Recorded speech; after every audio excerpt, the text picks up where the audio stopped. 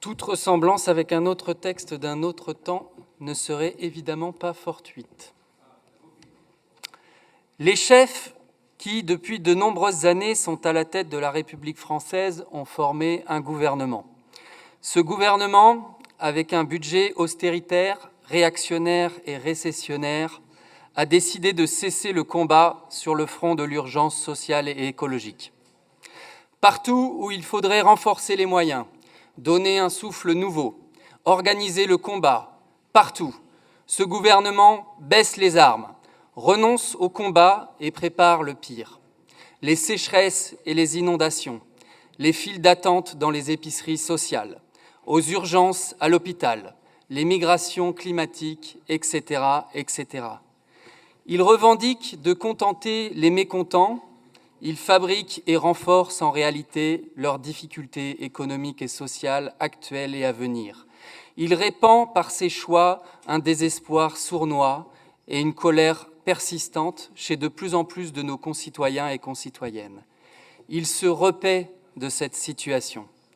Ce que nous devons impérativement faire, c'est de construire la résilience de nos territoires, la capacité des uns et des autres à faire face, à rebondir, à s'adapter. Le déni climatique et de la crise écologique, traduit dans le budget national de façon très concrète, ne peut que nous emmener vers de plus grandes difficultés. Certes, nous sommes submergés par la force médiatique de l'adversaire. Infiniment plus que leur nombre, ce sont les réseaux sociaux, les fake news, la tactique des réactionnaires qui nous font reculer. Ce sont les réseaux sociaux, les fake news, la tactique des réactionnaires qui nous ont surpris au point de nous amener là où nous en sommes aujourd'hui. Mais le dernier mot est-il dit ? L'espérance doit-elle disparaître ? La défaite est-elle définitive ? Non. Croyez-nous, nous qui vous parlons en connaissance de cause et vous disons que rien n'est perdu, d'autres moyens que ceux qui nous ont vaincus peuvent faire venir un jour la victoire.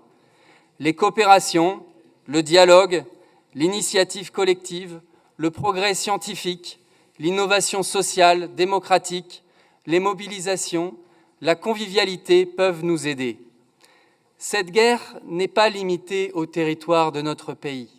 Cette guerre n'est pas tranchée par la bataille de France. Cette guerre est une guerre mondiale. Nous, groupe Écologie et Solidarité, actuellement à Orléans, mais aussi d'autres ailleurs déjà, avant nous même, nous invitons les citoyens et citoyennes engagés pour la justice sociale, l'écologie, la cohésion de nos territoires, la solidarité et l'accueil, les acteurs socio-économiques. Vous pouvez, s'il vous plaît, vous pouvez remuer autant sur votre chaise, vous pouvez crier, vous pouvez m'insulter, j'irai au bout de cette intervention. Les acteurs socio-économiques, responsables syndicaux, chefs d'entreprise, ingénieurs, ouvriers, salariés, agriculteurs, élus locaux à se mettre en rapport entre eux et avec nous. Nous avons besoin de chacun et de chacune, là où ils sont, aux endroits où ils et elles agissent. Chacun peut agir dans les institutions ou en dehors, chez eux, dans l'espace public, dans les entreprises et les administrations, au café du coin et dans tous les salons, dans les médias ou les universités. Nous ne partageons pas toujours les mêmes opinions sur tous les sujets. Nous ne sommes pas d'accord en tout point, mais l'essentiel sera de nous reconnaître, de prendre conscience et de cultiver nos batailles communes. Oui, le budget de l'État est injuste. Oui, il renforce les problèmes. Oui, celles et ceux qui pourfendent la décroissance nous mènent tout droit vers la récession. Oui, hier, Donald Trump est redevenu président des États-Unis. Oui, nous vivons une époque où plus c'est gros, plus ça passe. L'État planifie la transition écologique, commence à parler d'adaptation au changement climatique et en même temps baisse les ressources du fonds vert de 60%, coupe de 35% le budget de l'ADEME. Oui, c'est dangereux, car dans une société où les responsables politiques disent tout et leur contraire, dans les mêmes bouches, alors on ne croit plus en rien. Mais demain, comme aujourd'hui, Nous parlerons, nous saisirons le moindre micro, la moindre discussion, chaque jour, à chaque tribune qui nous sera donnée, à chaque tribune que nous obtiendrons, y compris par la pression s'il le faut, nous prendrons la parole pour rappeler l'urgence sociale et écologique.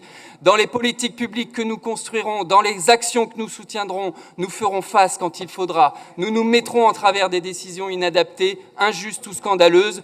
Nous tomberons parfois et vous nous relèverez. Vous douterez peut-être, alors nous vous rassurerons. Le combat sur le budget, y compris régional, continue dans les prochains jours, les prochaines semaines, les prochains mois et les prochaines années. C'est une bataille continue et nous serons là pour veiller, alerter s'il le faut, dénoncer quand ce sera nécessaire, les choix financiers contre-productifs sur les enjeux écologiques et sociaux, les dissonances entre les impératifs scientifiquement établis et la réalité de nos décisions politiques. Quoi qu'il arrive, la flamme de la résistance ne doit pas s'éteindre et ne s'éteindra pas. Merci.